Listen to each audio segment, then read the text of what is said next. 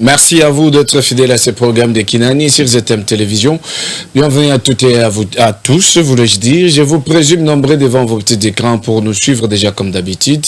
Ce qui est soudain nos zongité, pour servir le peuple congolais, Kopé Sabino. Actualité et pourquoi pas Kopé Sanzela na baï Kongoman nyonso o bazaka la maye les pe bwana ya kosala décryptage na maye nyonso ko likana kati ya mboka na biso. Lobby tolobela ki dossier ya Kwamut mais bato balanda biso basengi tozongela yango lisusu. Alors lelo tuzawa tolobela su dossier ya Kwamut monte peli lisu Kwamut massacre bandeli commission ya défense et sécurité na parlement ezolobani ni par rapport à dossier oyo.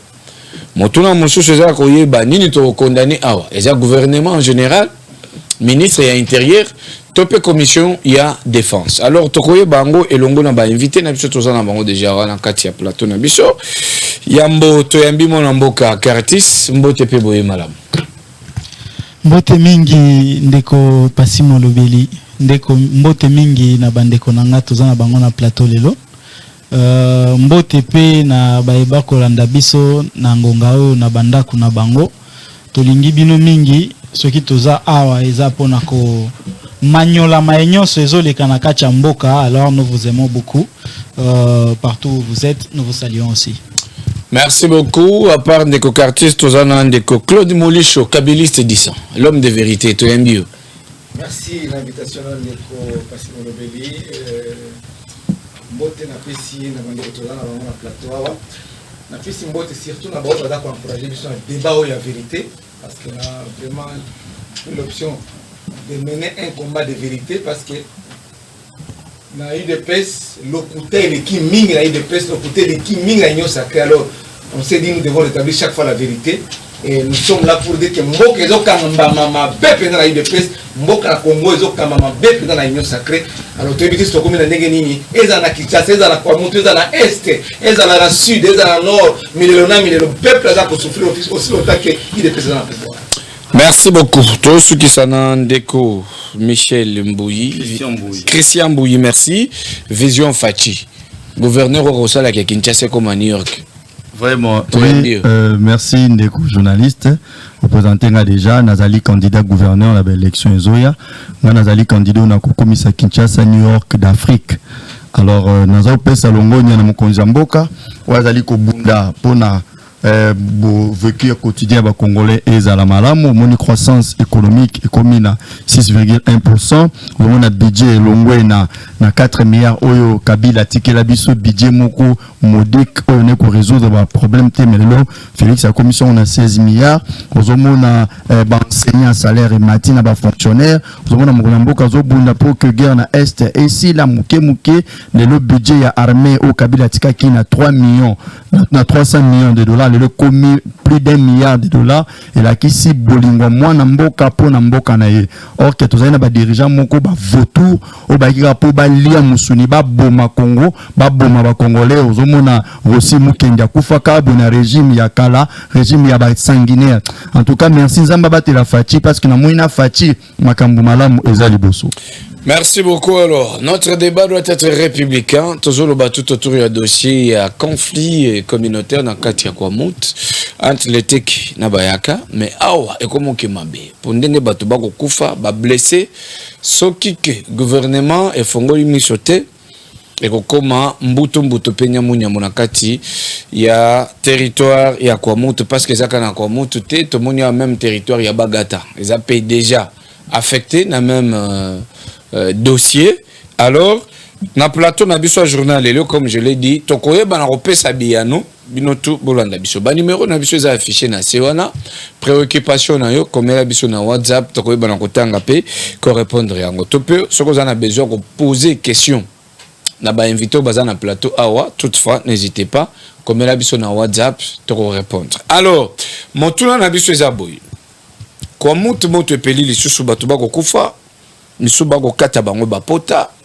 Est-ce que réellement mbeba topé défaut topé faute tu te repères sango nani?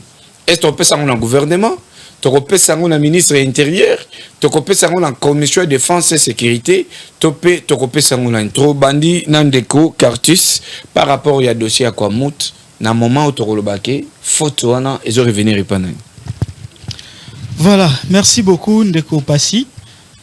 Par rapport à la question wana, moi je ne voulais pas directement attribuer des fautes à des gens, mais au moins on peut d'abord parler sur l'organisation. Il y a Armée Nabiso et pourquoi Makambouana ils ont surgir toujours, ils ont persisté na côté à Kwamuntu parce que ce sont des attaques antérieures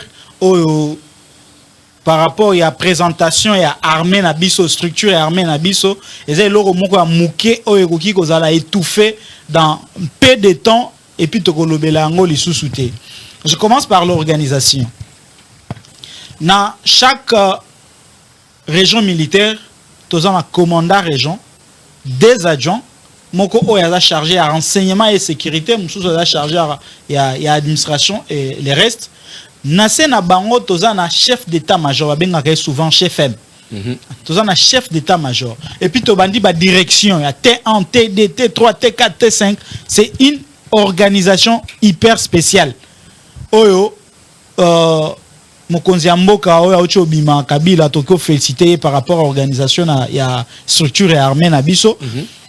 Au-delà de ça, après ba affaire ya kamwe na Nsapu na Kasai, pour commencer à étouffer bah attaque antérieure nyonso oyo ko banda ko surgir na kati ya mboka, ba yaki ko bakisa système ya ba zone de défense dont nous avons 3 zones de défense. Na kati ya ba zone de défense wana objectif ezali à chaque fois ceux qui likambo ebimi na kati ya mboka, les trois régions oyo eza constituées na kati ya zone de défense moko ba ko étouffer mouvement ya babandi wana pour que ait existé les sous-soutés. Je prends ce qui s'est passé au mois de janvier à Kwamuntu. Je connais personnellement les commandants qui est là, que je salue d'ailleurs en passant, le général Bruno Mandevou, mes respects mon général. Aussi les colonels Mike Kapent qui sont là. Je vous informe que ils sont encore jeunes, hein? Et ce sont ces jeunes-là, Oyo, Baresira Kobimisa, Gédéon Kyungu, Nazamba, Sanke Makila Etanga, Baya Nae na Lubumbashi, Ba assurer sécurité Nae, Ti Lelo Nenga Zonga Lisusu na Zamba. Ok. Sur le plan diplomatique, si vous avez ces gens, ils sont capables, ya kusilisa makambo, Oezana intérieur na mboka, sans que l'issa c'est bêta. Parce qu'ils ont déjà eu à faire preuve na Kachamboka. Mais par rapport à ce qui se passe à Kwamuntu, ça devient inquiétant. Ça devient inquiétant et ça prouve à suffisance que l'État a existé. Parce que normalement, après que Bakende, Basolana Bafumu, après que Solana Bafumu ya Bamboka wana, Bajen Babimaki, Bazongisi Minduki. Ils ont expliqué comment ils ont récupéré toutes ces armes-là. Ils se sont décidés de ne plus revenir na Katia Zamba. La question qui se pose, qu'est-ce qui est à la base? Il y a Bajen wana, Bazonga Lisusu Zamba, Babandela Bamakambwana. Parce que pendant que Babandela Kozongisa Minduki wana, il y a ceux qui étaient prêts. Balobaki biso toza prêt ko la ki sa place ba misusu ezali. Je connais pas la signification, mais il s'appelait un mouvement Mobondo. Et il y avait un chef coutumier qui était là, qui a sollicité qui bango pour que Bimanazamba baya kozongisa manduki na l'état congolais. Afin que Kimie Kota. Afin que Kimie Kota. Bajen wana bazala qui prêt à kokende kola kisa moko na chaque place bazala qui na Zamba. Est-ce qu'il y a eu accompagnement de notre part, de la part du gouvernement, de la part de FRDC pour que les jeunes wana bakende kola ki sa ba ninga place ba tikalaki na bazamba ba arme place et tikalaki parce que les un mouvement à gravité. C'est juste faire sentir l'autorité de l'État na partie à mboka wana au monde que makambo wana nyonso ekosi là. Alors par rapport à la question nayo, à qui la responsabilité? Si nous voyons ce que l'armée avait déjà fait en amont, en aval, le gouvernement congolais bazalaki na obligation ya ko accompagner makambo oyo armée abandaki déjà pona ko silisa ba bitumba wana ba makelele wana ezana kwa muntu. Donc pour jusqu'à la preuve du contraire, responsabilité na minute oyo ezozongela gouvernement oyo azana mo ya koloba pona ko remettre état de droit na kati ya espace ya Kwamuntu. Merci beaucoup Ndeko Curtis. Alors Ndeko Christian, vous avez aussi 2 minutes et 30 secondes par rapport à la situation actuelle na Kwamuntu. Faut wana seloyo to kopesa nani gouvernement, commission de défense et sécurité, soit ministre intérieur. Bon, en fait, c'est d'abord on a une salle un peu diagnostic, soit relever nos causes. De l'autre, on a déploré situation sécuritaire na Kwamuntu Zaliko s'est dégradé. Mais où tu vois puis, nous sommes stoyebi que non un régime passé, régime ya Kabila, que non y a eu influx ya ba berger, ou ba berger étranger. Ba tuti ba uta soki na Rwanda ba notambola na ba ngombe na bango na bibwele ba oluka sous prétexte que ba oluka pâturage pona bibwele na bango to mona bango nyosnde ba ya ba kotati na bandundu wana to mona bango. Alors les régimes passés ba soutenir kango ba encourager kango qui était c'est tout à fait normal ba nzorande na katwana ezalaki kaka ba berger te. Il y avait aussi infiltration militaire, tout ça Rwandais na kati. Dès l'autre zo se retrouver na conséquence, il y a déstabilisation, il y a Kwamuntu. Donc c'était tout un plan il y a qu'à déstabiliser RDC. Bon, on a une opération, un mécanisme, il y a brassage. C'est qui rebelle rwandais, qui déstabiliser Est, côté na carte armée, brasser bango. On a à un moment donné, régime passé, Kabila na batunaï, autorisé qui armée rwandaise à côté na RDC pour na traquer FDLR. Côté qui, mais ce qu'il y a tout le monde a quitté. Donc c'était tout un programme mis en place pour que infiltration soit dans tous les Congo, de sorte que le jour où Takaka coup d'envoi, alors RDC a déstabilisé. Tout le monde a quoi monte les lots, théorie ezali. Alors ceux qui les Kambou ya Kolobe ezali, d'abord il faudrait interpeller animateur ya régime passé. Ce sont eux des responsables de la situation parce que interpeller bango parce que moni likamboza oui to ba solution ezebele mais parmi ba solution faut interpeller non dirigeant ya régime passé pendant période berger infiltré wana ba étranger kotaki sous prétexte que bazana bibole nzorande baza ba étranger kina ba arme tout ça. Alors interpeller bango justice à se saisir na dossier wana des deux. Les Alikambousko il y a armée na biso na la police congolaise doter bango moyen pour que mettre fin à la situation là. Troisièmement na kosenga na conscience patriotique ya ba congolais au bavandi na Kwamuntu dans les environs que ne faut pas bato civique wana bazoboma baza ba congolais bandeko na bango mais bazo vanda na mipepete, ils n'habitent pas dans l'eau mais ils sont tout autour bayebi misusu. Pourquoi pas ko dénoncer bango?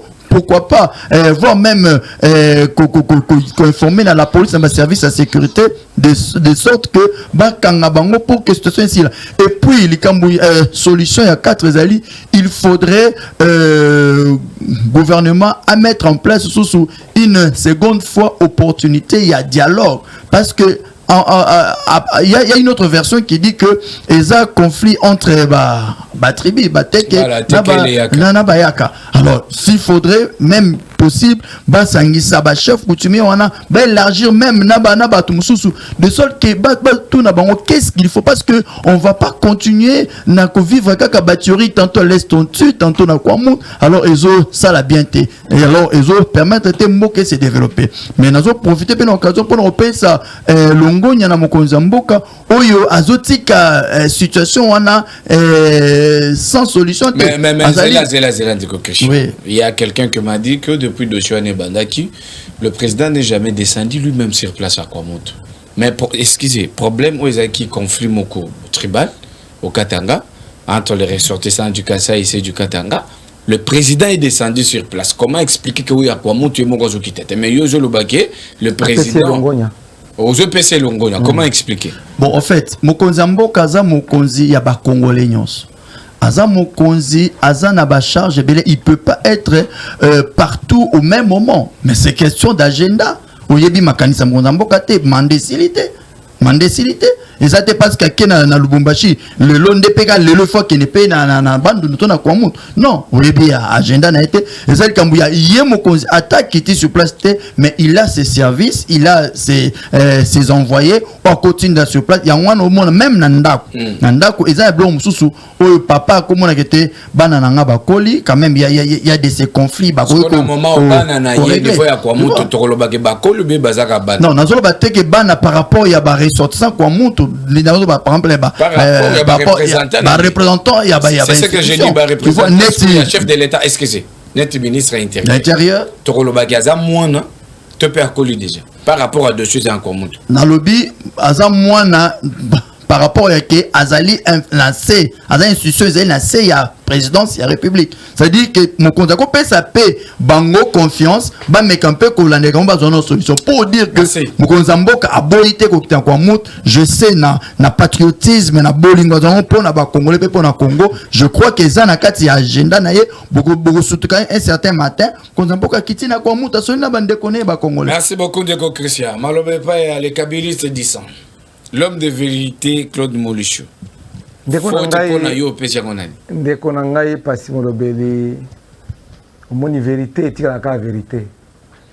Monde ko tuniawa akei boye azongi boye ato atengi kabila o apesi longonya na mokonzi ya mboka o relancer que mokonzi ya mboka banda ayoka kalika ya lukwa mutu asi asala nini. Azonga ke non azana bana na ye akotinda bana na ye. Quelle est la mission du gouvernement? C'est ça la question. Mais déjà, d'emblée, à répondre à la question, il faut que il y a pouvoir exécutif. Parce que Bangoné est censé sécuriser la population et c'est bien. Rôle de l'État, l'État, c'est par le gouvernement. C'est traduit les attributs de l'État. L'État, nous savons qu'on protège les citoyens, na biloko na bango. Oza na village, oza na ville, oza la wapi. Il faut que l'État va sentir que l'État va protéger yo. Est-ce que les Congolais vont protéger? Toi tu connais quoi mutu? Parce que même la Lubumbashi va bomba, tu vas te massacrer. En plein ville la Lubumbashi, va te massacrer. Même tu sais qu'on a informé. Kinshasa wa kuluna za ebele. Bakoya la police za ba côté là on enkati ndako na ba yimyo ba sali makamba mama. Tala ba to bazande kuna ngaba za ko aéroport kuna ba benga ngo quartier ko aéroport kuna ba benga ngo nini? Bibwa. Pardon, là, la terre. Si dans 18 heures déjà, tu vas kangama nandako. Pendant que l'État a wana. Donc, pouvoir y des presse dans le bac à Liboso, il y a des bomba koyo. Il y a des presse dans l'Union sacrée. Il y a des bomba. Ils n'ont aucune vision. Il y a qu'à protéger les Congolais. Alors, il y a que non. Berger wana, infiltré, il y a qui a la recherche à pâturage. Mais ça fait combien d'années, Berger na bayaki? Est-ce que l'État a un service pour te balander la qui va infiltrer, va armer, parce que l'État est dans la batterie. Il faut interpeller le régime Nabino parce que on est basami essentiel qu'on peut sa vérité. Interpeller le problème est dans l'angote. Qu'on interpelle Moutou, mais il faut Moutou Asamba. Jimmy qui t'engage dans la makala va interpeller qui est Asamba. Il y a un Jimmy va présenter un juge naïe pour Asamba, alors Makambo bango bataille de PC va reprocher. Jimmy Asamba, ça fait combien d'années? Une année ezoko kawa, une année. Muto Asamba te. Jimmy Kitenge, azolanda biso na makala. État de droit et de PC Angola. Alors bien que non, il faut que doter les moyens tout ça. Mais vous avez 16 milliards. Le bac qui a eu comme gouverneur de Kocha et comme sous-Allemagne d'Afrique comme New York. Kinshasa de comme New York d'Afrique. Mais bien on est pour le bac qui Congo skonde comme Allemagne d'Afrique. Mais tout ça déjà en pleine Allemagne d'Afrique. Ngai na le lot na souffrance to nango. Ma ezate courant ezate biloko kolé ezate biloko matitalo transport ezate. Nous sommes déjà en pleine Allemagne d'Afrique. Et ça Allemagne à Europe était Allemagne d'Afrique. Tout ça déjà en pleine Allemagne d'Afrique. D'ailleurs de pèse. Pas si on va toiser au monde mikolo yo. En plus de cela, il faut que ça kuluna. Ah, on a Kinshasa. Mais ils sont abandonnés. Ils sont abandonnés. Chef coutumier, chef coutumier, reconnaître chef coutumier. Il paraît qu'ils ont même écrit au chef de l'État. Chef coutumier, papa, 16 milliards. Kabila a 16 milliards. Mais nous avons 16 milliards. Un paiement partout, insécurité partout, détournement partout. Même dans le stade, homologué en côté, tu as 16 milliards. Stade, ils ont Lumbashi, ils ont Kinshasa, martyr. Donc, joueur, donc, compétition, on a arrêté les championnats à l'Inafoot, 16 milliards. Tout en plein Allemagne d'Afrique. Donc, régime, il y a eu des pèses, il y a eu des régime à Tshisekedi. Mais évitez ça, Congolais va se planning dans le régime où il y a eu des pèses. Ok, j'étais s'il vous plaît. Non, on peut se faire un belé. On a déjà 3 minutes. On peut se faire un belé. Mission du gouvernement Yangoan. Donc, responsabilité numéro 1, responsabilité première, et zongi dans le gouvernement. Ministre de l'Intérieur, dans la carte du gouvernement. Chef de l'État est mon cousin, la carte du pouvoir exécutif, parce qu'il préside même le conseil des ministres. Après, ça va rapporter. Aussi, on a un conseil des ministres, Kotibo, il dépèse. Vous devez partir au plus vite possible. Parce que les Congolais ont souffert.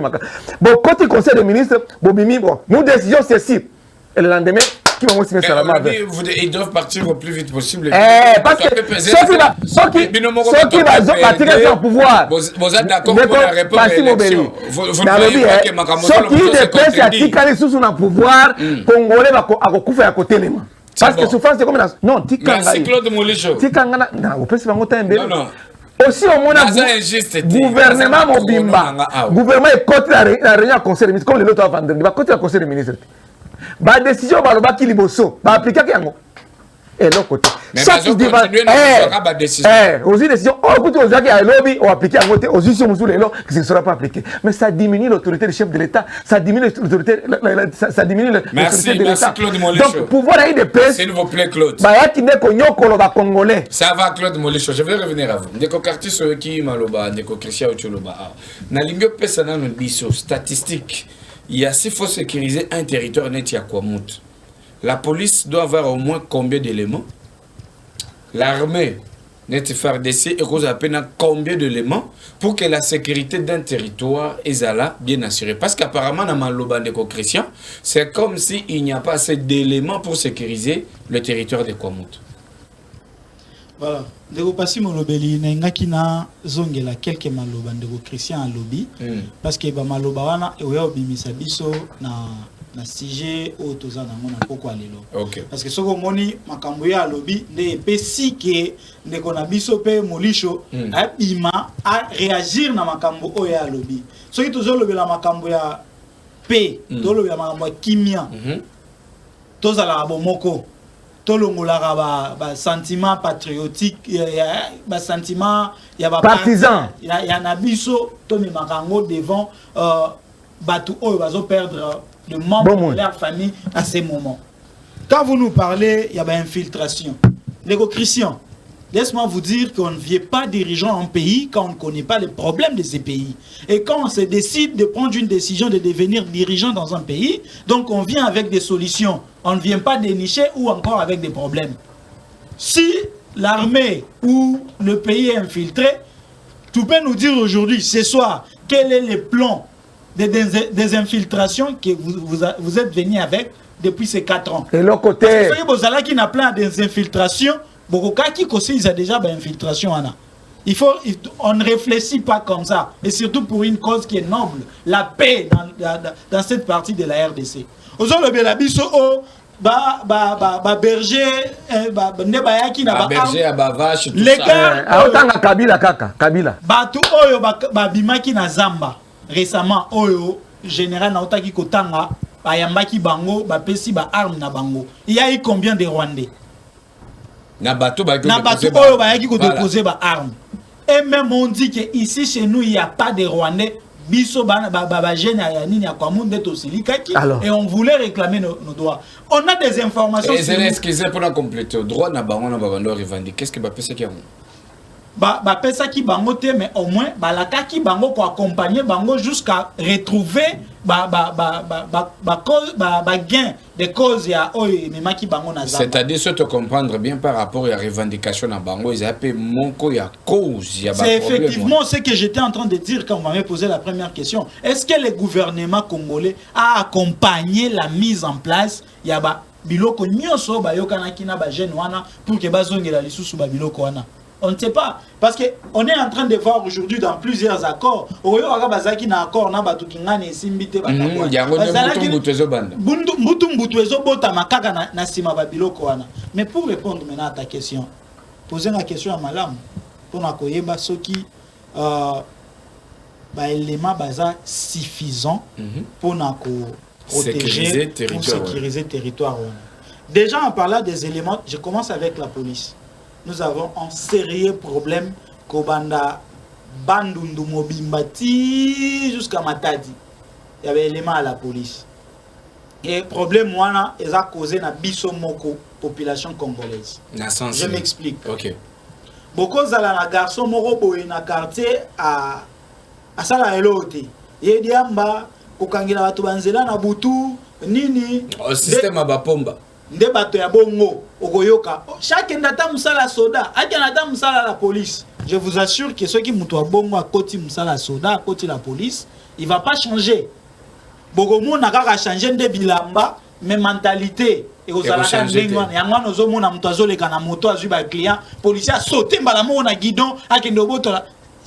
C'est inné na kati ya mutu na il va pas changer. Donc c'est sa nature s'il faut le dire. C'est sa nature. Mais en parlant de l'effectif ou bien un nombre, il y a des éléments.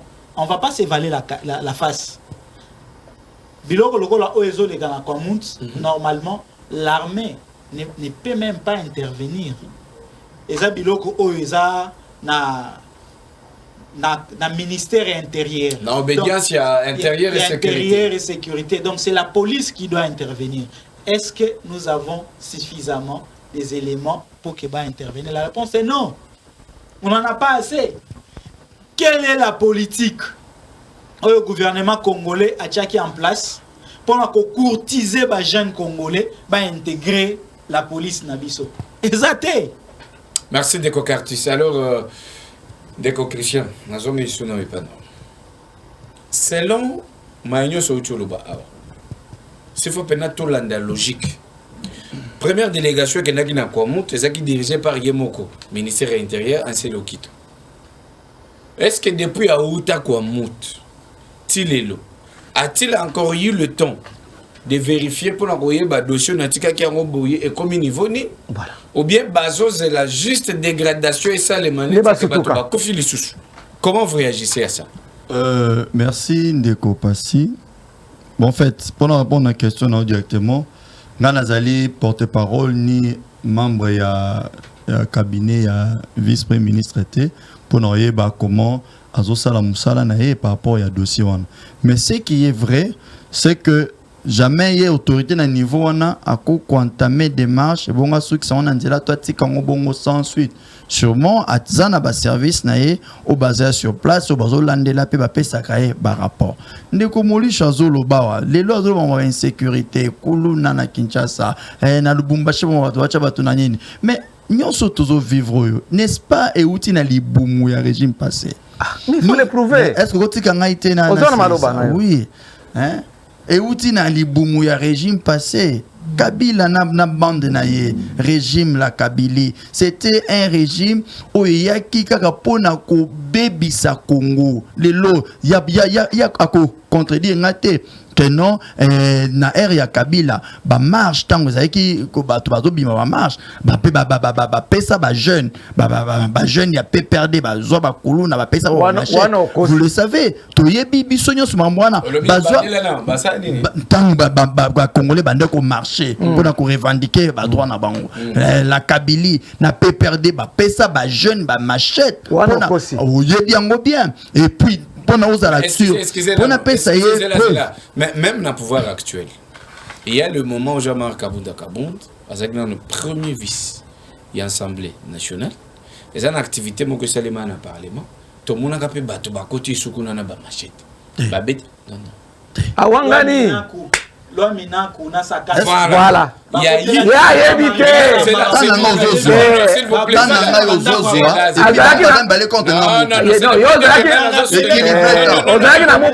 s'il vous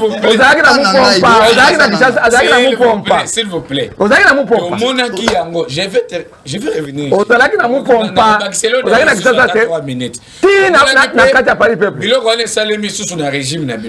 Tondimi que régime ya Kabila ba pesa ba kolona machette. Régime ya Kabila pesa ba kolona régime na bino pe to moni so ba machette. Donc bino pe bo répéter ma Kabila salaki. OK. Na lobby boye. Parce que bino Mambolo bana ya Jean-Marc Kaboun ba tout ça c'est là n'engage que toi ngaza na preuve na mona on te na. Oh, elle est la télévision. Ce qui est sûr c'était ba congolais. Ba congolais des bandits qui s'opposaient contre loi congolais. Maintenant est-ce que koti kanga tena loba na ebi système na bino batinda bino na plateau pour nous empêcher ko tcha parce que zangi argument alors ngana argument na pesa parce que il y a chaleur toke musikate chaleur bo pesa munduki chaleur incivil alors olobanine donc pour dire que situation insécurité trop vivre wa Félix Tshisekedi, le président de la République, a coûté en oiseau bunda na ndenge ne pour que donc pour dire eza même de quoi zotanga likambu ya Jedon Kyung que no eza na ba officier moko baza kwa mu bondo akino bimisa Jedon Kyung mais Jedon Kyung ba ko bimisa na contexte nini Jedon Kyung ba massacre batu na Katanga akima mais après ba arrangement salemi tellement tous na régime parce que régime ya ba criminel régime o bazo coopérer na batu mabe bazwa Jedon Kyung abima sous triomphe bazo binela ye bazo embela ye un criminel lokola ye alors le lomo konzamboka ye azana likanisi ya ke a solution oui azali ko bundate ko pesa la kanisité a ko la volonté c'est la solution non na lobby boy ba solution ko lingi des autres ko lingi des autres parce que tant yo pondo lobana ndo lobati alors na lobby boy d'abord cause ezali régime passé. De deux, bino bato régime passé, vous n'avez pas de conseils à nous donner. Botika bisoto salato bongisa makambo. Ozoka. Alors, on a koki koloba comme conseil topé proposition. Et ça que Mokonzamboka il faut à revoir, à changer commandement. Il y a la police. Et ça na Kinshasa mingi na ba province nyos a changé commandement na armée c'est bien bon maintenant côté police paix nous avons un changement le les até nous avons moins défense ces alliés et ça la tête à ville à Kinshasa ça kuna na bandu na tout ça ce qui a changé commandement à la police au moins que makambo pe ko changer parce que mingi ba commandant police bazawana et ça ba commandant ba travailler na régime passé baza continuer ba méthode ya kala régime besoin concept de régime passé s'il vous plaît. Est-ce par rapport à la réalité? Tokolobake, Anselo Okito, Azali Pena na contrôle de la territoire de la République. Anselo Okito, ministre de paix, na katia gouvernement, ministre intérieur, non, ministre de paix, na katia gouvernement, soi-disant warrior, chargé de l'intérieur et sécurité. Mais il y a des ordres na Kindu. Vous voyez na Kindu, tu as coupé na enrôlement ya mwana mboka Salomon Escadela. Tu as des ordres na mboko abenga lwalaba et pas maman Fifi Masuka Saini yazali intérimaire comment un intérimaire ta cause à l'éternel gouverneur intérimaire mais pourquoi Richard Mouyej Manguez mais est-ce qu'on a organisé les élections pourquoi on n'organise pas les élections on a organisé dans les 14 provinces un problème mais lwalaba wa bino lokola Fifi Masuka zawe ya biso oh là to protéger au moins les gens bakene et pas la biso na boendete na chwapa bakene kala au moins bakangi ba valise tokeka lwalaba tokeka kilowezi bakangi ba valise tokeka kolwezi pas kuna kozonga maboko pamba te okozonga na mopiku soko keina ozonga okena mboka na biso oyo abengaka boende zonga na sujet na chwapa kuna kozo na des véhicules là-bas donc Anselo a-t-il des ordres na Kindu a-t-il des ordres na Lualaba a-t-il des ordres partout même na Bandundu est-ce que ça na contrôle ya ba territoire on a esa question ay moko Mais il faut chef d'État azo bunda. Chef d'État ko bunda te. Chef d'État soko a sali campagne na ya sali ba promesse. À côté du pouvoir a sali ba promesse. Mais tu as une solution. Mais la solution, ça m'a déjà. Il y a une solution. Le problème est de traiter la solution d'anime. Pas tout le monde est de côté. C'est le président qui promet que ça réalité. Papa, à quel moment na deuxième conférence va gouverner na Mbandaka. Alors bien que ton université ko le ka poto. Na Mbandaka. Pendant que ISP Mbandaka pendant Fandanye.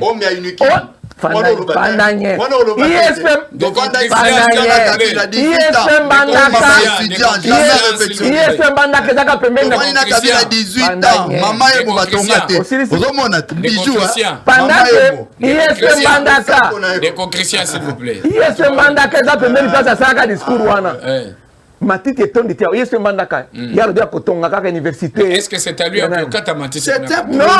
C'est un projet. C'est un projet. Bato akufi na mula awa. Mula muke. 164 personnes. Ba enterré bango na Kinshasa. Alobi ke no ba famille na bino na otonga bango ba maison préfabriquée. Tilelo. To mona maison préfabriquée ba kufi na mula te. Et nazo ba na télévision, so na kosinza mazo monanga. Ya yedi yango. Sujet za kwa muntu. Il dit président Bunda. Président Bunda, ça promet que tout le monde a plateau, ça commis la sujet. Ça promet que la solution. Sujet ça quoi monte. Sujet ça quoi monte. Na quoi monte. Na lobby na ngai gouvernement azali responsable à d'accord sécuriser ba Congolais. C'est la responsabilité du régime passé. Ça va, on évolue alors, s'il vous plaît. Régime est passé. Régime est passé, mais on sait le côté. 4 ans. S'il vous plaît. Dans le stade, la jeune va lobby. Mandat ici. S'il vous plaît. 4 ans, mandat ici. Il y a beau. Mais toi, on va pas vous dire. Est-ce qu'on peut évoluer? Non, il y a c'est la parole. Non, c'est là. C'est là.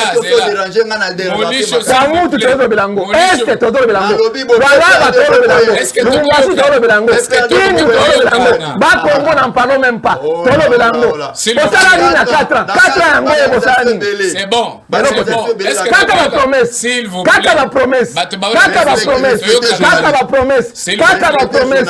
4 la promesse. 4 la promesse. 4 la promesse. 4 la promesse. 4 la promesse. 4 la promesse. Ils n'ont pas d'argument.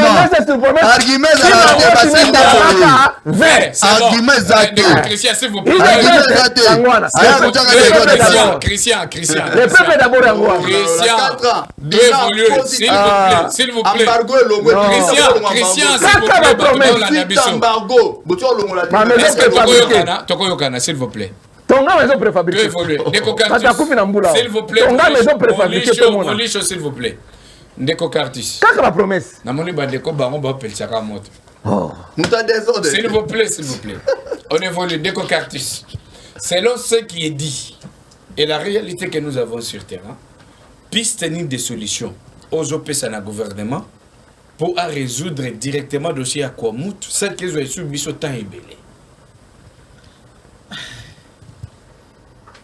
Ndeko Cartis, c'est ce qui est. S'il vous plaît. La solution. S'il vous plaît. La solution. S'il vous plaît. On peut respecter on peut au moins respecter les gens qui ont laissé tout ce qu'ils avaient à faire. Ok. Ce que vous faites là, en fin de compte, ils ont binoté parce que bino aussi sa émission, mais l'émission va rester. La chaîne va rester et demain les gens peuvent commencer à dire n'importe quoi sur la chaîne parce que invita qui batu oyo il faut respecter les téléspectateurs. C'est ça aussi les. Il y a déranger l'émission. Naza na parole mais il déranger ngai. C'est bon. Vous avez pris déjà 10 minutes dans la ping pong. C'est bon. Ok, on y va. Solution.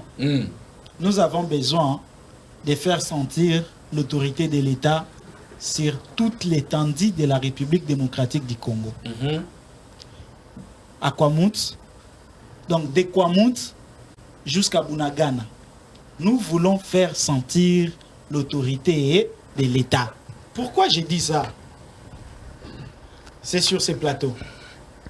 Avant que le contingent ait assez baya, avant que les histoires se dégradent de Bunagana jusqu'à Lelo, tu as commis près de Saïké. Je le disais, je l'ai dénoncé.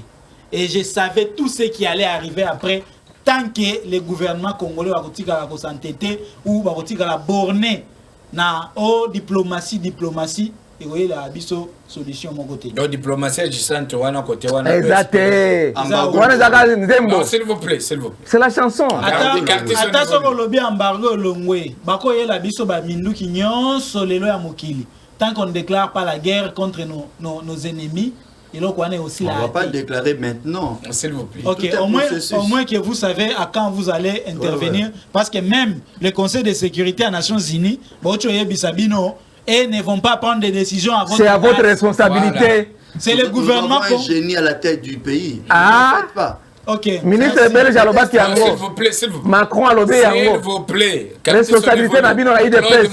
S'il vous plaît. Qui m'a motivé Salama avait. Carter son niveau. Nous voulons sentir la réaction. Il y a première zone de défense.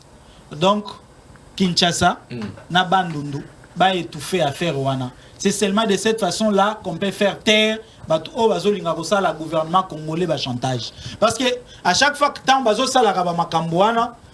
que nous crions de ce qui se passe, de ce qui se passe à l'est, est-ce qu'il y a un Rwandais ou Ougandais? Parce qu'ils opèrent presque de la même manière. Mais c'est Christian Tan Yozo funda à tout moment, Kabila, le régime moment, Kabila, ainsi de suite. Quand on a posé la question à Macron sur les débits à Makambouya Est, on n'a pas cité Kabila. On a cité la France avec son opération turquoise. C'est Nakana Mobutu, Batika Nini, couloir humanitaire. Pour votre information,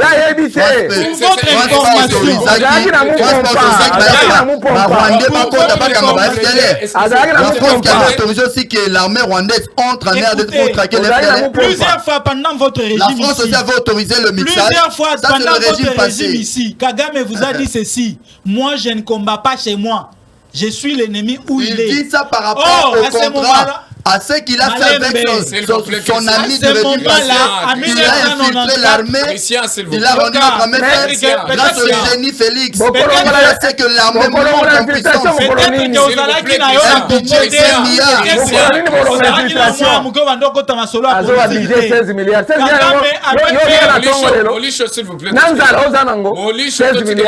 Kagame avait peur, il y a FDLR au Babando Benga avant, il avait peur de ces gens-là. Tant qu'ils sont entrés au Zaïre, armés jusqu'aux dents, ils pouvaient à tout moment attaquer les Rwandais. Et pour déstabiliser ces mouvements, voilà pourquoi Kagame a cherché des vases et moyens pour entrer. S'il vous plaît, Christian. Des mixages. Est-ce que tu sais qu'il y a des Benyemolenge, comme ils s'appellent aujourd'hui? Parce que ces tribus n'existent pas au Congo. Bien que vous nous avez dit que les Benyemolenge sont des Congolais. Quand vous me parlez d'Azarias Rouver, je dis c'est un Rwandais. Quand tu me parles de Moïse Diarouga, je dis que c'est un Rwandais. Qui les a menés au pouvoir? Qui les a menés au Congo? N'est-ce pas, c'est le régime passé? Ils sont rentrés chez eux. Mais bon, pour votre information, même ceux qui ont fui pendant Mouzé, Batikaka, ministère des Affaires étrangères, Bizimakara, Lelo, qui les avait ramenés? Pendant Kabila, Bizimakara, Atikalo Fanda na Kinshasa te. Mais maintenant, il habite à Kinshasa. Pendant Rwanda Air et comme Kosala na Congo. Pendant votre régime, la coopération économique.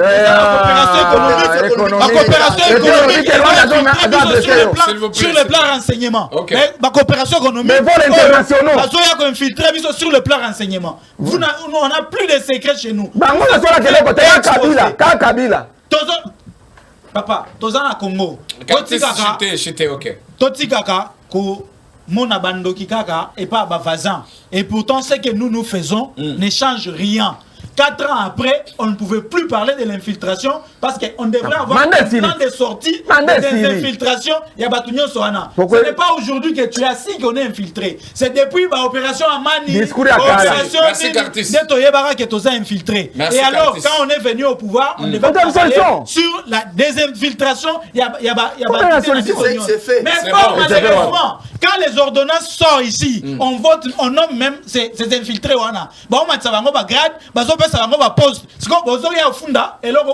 Est-ce que tu peux... Merci, s'il vous plaît, non, Cartis, ça va. Capable de Christian, s'il vous plaît, Théokan. Comme toi, tu as cité les infiltrés qui sont là, on peut aussi les citer. S'il vous plaît. 1 minute de silence, s'il vous plaît. C'est bon. On évolue maintenant. Tu as dit que tu as pour un journal. Ngai, nazo pesa ba thématique pour tout sa réflexion. Bato baza na bandako, kina neza suivi na bandako na ba bureau, voire même na ba terrasse. Partout, tu as suivi. Vous voyez? Même les bandes en boka ba olanda biso. Ceux qui au monde azaka minute na on finit téléphone, nga pourquoi? Ba message ezokouye. Maintenant quand bato bazo la réflexion par rapport à thématique, Bino Bobandi Tshisekedi, Kabila, je vous dis et je vous assure que Bato Bakolanda Biso, moi va retenir il ko malonga. Donc ezanata o ezo sengake, tout le ngolana nous qui fanatisme, tout le ngolana nous appartenance politique, mais tout le belambo boka. Alors, n'engagez pas déjà Nasuka, Claude Molisho, vous avez 2 minutes. Votre mot de la fin par rapport à sujet Oyo. Par rapport à la sécurité à Kwamutu, ou bien le territoire de la province de Maïndombe, ou soit la sécurité dans l'Est, ou soit partout dans Kinshasa, responsabilité à l'Ibosé à le gouvernement. Parce que le gouvernement Moutouazali a mission de sécuriser les Congolais. Mais comment ça l'a été? Ils doivent partir, les warriors doivent partir. Il dépasse depuis dans le pouvoir, kaka promesse. Et là, comment tout le monde 16 milliards, baba 11 milliards, parce que tout le monde qui est là comme côté. Et comme il s'est dit, il y a 100 milliards. Mais il y a un paiement. Il y a une grève. La professeur université va faire une grève parce que la guerre, il y a 23 économies. Baza ko attaquer biso bazongi bango moko abi bo pesa ta 2 millions et 2 000 dollars au Kabila tika ki biso bo pesa ba o pesa bango te baza na grève tisikoy ba enseignant ba grève fonction publique ba salaire na banque centrale kutu il y a plus de liquidité bongo sili bongo ezate ko futa ba tiko passe tala non il dépense place à communication donc Congolais transport courant ezate mai ezate na ba 16 milliards stade ba kangi 16 milliards détournement et paille 16 milliards d'évaluation franc congolais ba côté réunion na maman banque centrale et là comme rabio ba comment le canama dollar na c'est ya nzete na cité donc il dépense donc on a vu ceux qui bazana planning moko pour sauver Congo. Alors nous disons alternative à souka solution parce que nous devons parler de solutions. Il faut qu'il dépense à l'on pouvoir battre les gens, les mains expertes, qu'ils prennent la décision de ces pays pour que Mboka ait rapidement. N'a pas ça une proposition pour un développement rapide. Même pour la sécurité, n'a pas ça une proposition pour un développement rapide. Vous êtes haineux, vous n'aimez pas les chefs de l'État, mais tout le monde est là comme côté. Na ram tabou la batuni na top Congo. Abi ramité. Est-ce que vraiment tu as vraiment téléphone souffrance c'est pas congolais souffrance donc ils doivent partir. Merci Claude Molisho. Alors Ndeko Christian, vous avez aussi 2 minutes pour votre mot de la fin. 2 minutes. OK. Il y a le bosso na lobaboy par rapport à l'insécurité. Sécurité est un peu généralisée. Kinshasa, opération phénomène Kuluna, Kwamutu, na Est. Dans le baki, il faut que changer le commandement dans la police. Na Kinshasa. Des deux, nous avons en Argentine Ngobila. Azala na komi Kitisa a démissionné parce que Jadine Ngobila a brillé dans incompétence totale. Est-ce que tu peux imaginer à signer arrêté pour nous fixer après? Excusez. Le régime n'a pas brillé dans incompétence. C'est 10 minutes dans mon dossier. Dans le Bible. Dans le ils appellent 3 kabong. Dans le Bible, a signé arrêté pour nous fixer le prix à transport. Mais receveur na ba chauffeur ba auto saté. Mais il est gentil à 20 sani. Donc Kinshasa exagéré. Kinshasa ezali na manque ya autorité ya l'état. Ozo mona ba policier nani ye moko hôtel de ville a décidé que non ba police ba société ezala transformer na ba parking était. Mais tout le monde a ba société ba moto ba mituka elala. Ozo mona que Kinshasa salité ba poto foule par-ci par-là. Donc on sent que incompétence et Argentine atteindre niveau et l'écolonde tozo senga na Argentine azana mwa wa ba kinois a démissionné sokabo démissionné nazo senga na ba patriotes parlementaires provinciaux oya Kinshasa base quand même na mwa kinois Godem Poya comment ça la bilan Argentine Godem Poya ça la bilan Argentine a fallu ba dossier interpellation ça a été na lobby que ceux qui ba député ba sanctionné était alors base l'élection zoya total est-ce que ba nani ba voter bon yo na zo senga na ba kinois même ba na IDPS ba voter bango na lobby parce que même na bango parce que ceux qui bazala qui ben un souci ya ba kinois il fallait que ta moko lever ta voix contre Gentini Ngobila poto ndima alors ndé na zo senga na ba congolais ba pesa biso ba otozoya na lobby ba pesa biso tozoya confiance loko ngana ko postuler lokola candidat député ya mo amba et puis na rozala candidat gouverneur ville Kinshasa mais biso confiance de sorte que tant biso to ko mawana to ko changer makambu régime eleki eza régime bomimboka baza bato tant dozo mona PPRD na to tanga Ferdinand Kambere alobi qui était baza prêt pour une élection te baboyi ba élection mais en attendant bazolo ba wa qu'il faut Félix Alongwana régime naï mais en attendant PPRD baboyi ba élection en sikobolini alors bon le dialogue exact to kena ba élection le 20 décembre élection et Salema waza prêté à vendre nous allons évoluer ce qui compte plus les alliés intérêt à peuple congolais. Merci Ndeko Christian. Cartus, vous avez aussi 2 minutes. Voilà, moi pour ma conclusion je voulais d'abord présenter des esquisses pour nos téléspectateurs par rapport à soirée à l'élo. Comprenez que le mal est profond, l'insécurité est partout.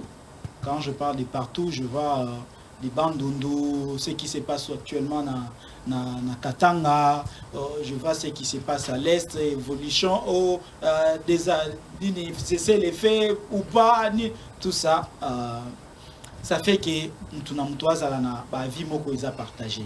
Mais parce que ce soir, on parlait de Kwamount. Kwamount, c'est sur le plan sécuritaire, personnellement, je ne vois pas ça grand-chose. Et c'est le moko ya muke. Le liandi. Ba oki ko fina yango na mbala moko. Tant bozol lo bana batu, ce sont nos frères, on n'en disconvient pas. Ce sont nos sœurs qui sont là, tozo boyati. Tant bozol lo bana batu et qui bazoyo kabinote, il faut passer à la vitesse supérieure. La vitesse supérieure, je suis en train de faire allusion, il y a que sa autorité à l'État. Vous voyez l'histoire de ce qui s'est passé au Kasaï avec les Kamwenansap. Quand on vous parle et que vous ne voulez pas écouter, vous voulez faire des bras de fer avec l'État, on vous écrase, on met fin à toutes ces histoires-là. Et ça va donner des leçons aux autres de ne pas revenir dans Kata Babiloko. Et puis, je ne vois aucune personne. S'il vous plaît.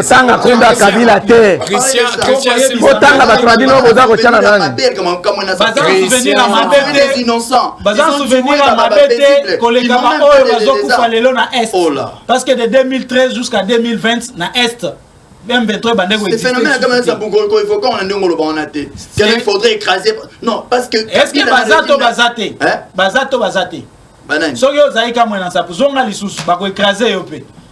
donc c'est comme ça que nous allons aussi, que je suis en train de demander au gouvernement d'en finir avec cette histoire de Kwamount. Parce que si je me rappelle bien, ça n'a pas commencé aujourd'hui. Cette histoire de Kwamount a créé même des déplacés jusqu'à Congo-Brazza. Et banaki na jour moko bakende ko kunda mutu na espace o ezalaki ya bangote et maki bitumba depuis kuna na ba cimetière tie mema batu babo maniti batu ça c'est depuis les régimes passés les bakamba kwa muntu wana bandi. Donc si on ne veut pas ouvrir l'œil et là quoi on est juste pour déstabiliser mboka pendant que on est tous concentrés pour aussi ça makambo ya est babiloko mike wana batikela kango temps ebelete. quand vous parlez avec des gens et qui ne veulent pas écouter, il faut les faire sentir l'autorité de l'État. S'il faut les frapper jusqu'au bout. Et en moi, même Batou la député, sénateur, nani, Bazuyo na makambo ya SCO, za kolabo, Batu ya bongo, eza tu akosalara, kosi sa bango lokola ba exemplaire. Kosi sa bango nande. Neti, s'il vous plaît, neti o aide tokangi ba ADF. Bokati bango nyonso loboko moko de génération en génération to bando tia bango misapi batu wana bakata bango loboko po ba trahira mboka. Merci beaucoup député wana, s'il vous plaît. Ole akotia na nini na prison na makala eza mutu oyo azana makila ba congolais ebele. Qu'est-ce qui nous empêche abiso ko pendre pe liboso ba congolais? Merci à toute l'équipe technique qui m'a accompagné. Je vous souhaite bon week-end à toutes et à tous. Je vous retrouve la semaine prochaine sur ce plateau avec l'invité spécial dans un face-à-face, le fédéral Tedin Kachama. Portez-vous bien chez vous. Je vous dis au revoir.